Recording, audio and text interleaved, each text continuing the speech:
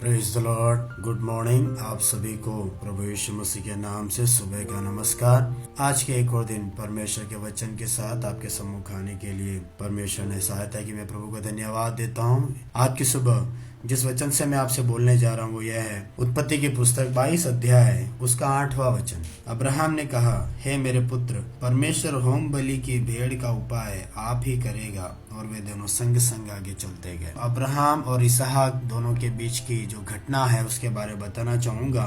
बुढ़ापे में मिला हुआ पुत्र है इसहाक। अब्राहम अपने बेटे से बहुत ही प्रेम करता था, लेकिन एक दिन परमेश्वर ने अब्राहम से बोला, अपने पुत्र को अर्थात अपने इकलौते पुत्र इसहाक को जिससे तू प्रेम रखता है संग लेकर मोरिया देश में चला जा और वहां उसको एक पहाड़ के ऊपर जो मैं तुझे बताऊंगा होम बलि करके चढ़ा। परमेश्वर उससे अपने बेटे को मांगता है। और जब वे रास्ते में जाते हैं, 3 दिन का रास्ता सफर कर वे आगे बढ़ते हैं, उस देश में पहुंचते हैं, उस पहाड़ पे पहुंचते हैं। रास्ते में बेटा पूछता है, पिता आग है, लकड़ी है, लेकिन होम बलि के लिए भेड़ कहाँ है? और अब्राहम जवाब में 8वें वचन को बोलता है, होम बलि की भेड़ की उपाय परमेश्वर आप ही करेगा।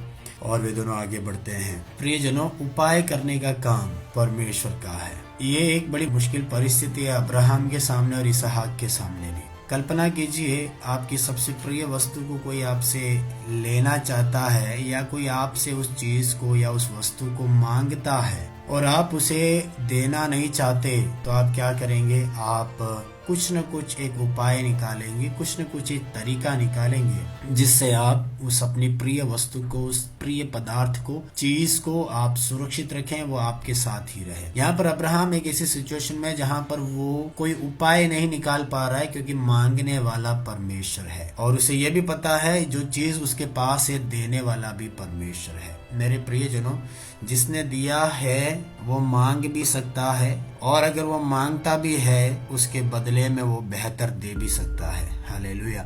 आज की सुबह परमेश्वर का आत्मा आपसे एक बात कहना चाहता है। अगर आप एक उपाय की खोज में हैं, अगर आप एक हल की खोज में हैं, अगर आप एक सॉल्यूशन को अपने लाइफ में, अपनी जिंदगी में, अपने परिवार में अगर आप ढूंढते हैं, सॉल्यूशन देने का काम परमेश्वर का है। हालेलुया।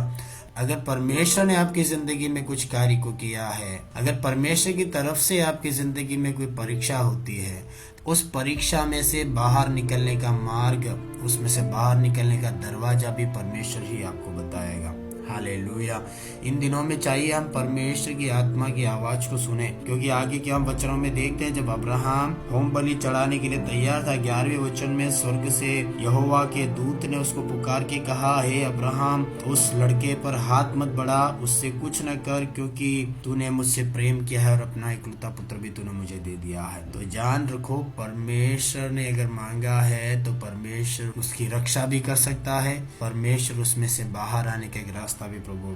अब देखते हैं, जब अब्राहम बलिदान चढ़ाने की तैयारी करता है और अब्राहम को जब स्वर्ग का दूत रोकता है, अचानक ही अब्राहम पीछे की दृष्टि करता है, क्या देखता है? वहां पर एक मेढा अपने सींगों से एक झाड़ी में फंसा हुआ है।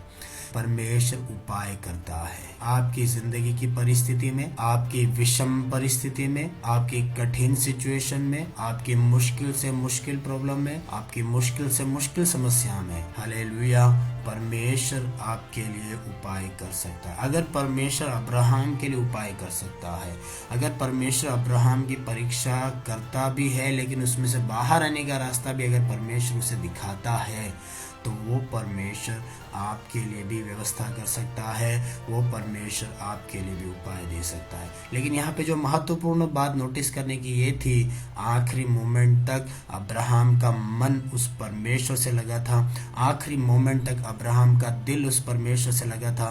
परमेश्वर की वाणी को सुनने के लिए वो तैयार था कि आगे परमेश्वर मुझसे क्या बोलता है। जब आप पूरी तरह से परमेश्वर के साथ ट्यून्ड इन है, आपका मन परमेश्वर से लगा हुआ है, परमेश्वर आपको सही रास्ते में चलाने के लिए, परमेश्वर अपनी आवाज को सुनाकर आपको धन्य करेगा, परमेश्वर अपनी बातों को बोलकर आपको धन्य करेगा, अपने मन के रहस्यों को आपको बताकर आपको आगे की ओर ले चलेगा। इन दिनों में 2 बातें हमें समझना है। एक, परमेश्वर आपके लिए उपाय करेगा। बोले अपने आप से, परमेश्वर मेरे लिए उपाय करेगा। नंबर 2, इन दिनों में परमेश्वर से ज्यादा लगे रहने के लिए, परमेश्वर से ज्यादा चिपके रहने के लिए लिए, परमेश्वर की आवाज को सुनने के लिए तत्पर एक मन, एक दिल, एक आत्मा इन दिनों में परमेश्वर हमारे अंदर डाले।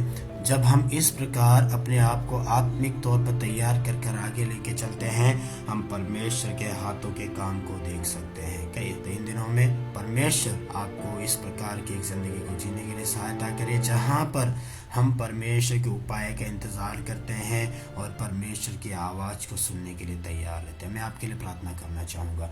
हे मेरे पिता परमेश्वर, मेरे सारे विश्वासी भाइयों बहनों मित्रों के लिए मैं प्रार्थना करता हूँ। देश विदेश से जो मेरी आवाज़ को सुनते हैं उनके लिए मैं दुआ करता हूँ परमेश्वर। इन दिनों में परमेश्वर जिस चीज़ के लिए वो एक रास्ता ढूंढते हैं, जिन बातों को वो टटोलते हैं मेरे परमेश्वर, वहाँ पर तू उनके लिए उपाय कर मेरे पिता। और इन दिनों में तेरी आवाज़ को सुनकर अपने कदमों को आगे बढ़ाने के लिए तू उनकी सहायता कर। पूरी तौर पर हम तेरे हाथों में सौंपते हैं। तेरी दया तेरी करुणा उनकी ज़िंदगी में होने दे। यीशु के नाम से हम ये दुआ मांगते हैं, आमीन। आज का दिन आपके लिए आशीषमय हो, आज का दिन आपके लिए मंगलमय हो। इसी प्रार्थना और कामना के साथ एक और बार आप सभी को जय मसीह की।